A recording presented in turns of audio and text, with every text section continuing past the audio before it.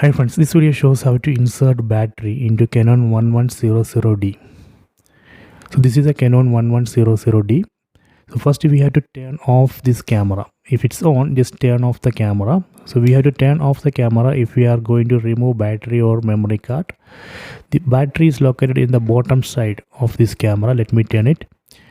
And here we can find the battery. Let me open this cap. Just push and open this cap. This is a battery and this is a memory card.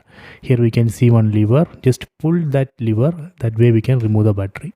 See, then take battery outside. So this way we can remove the battery. Next I am going to show you how to insert the battery. So just note this label, Canon label.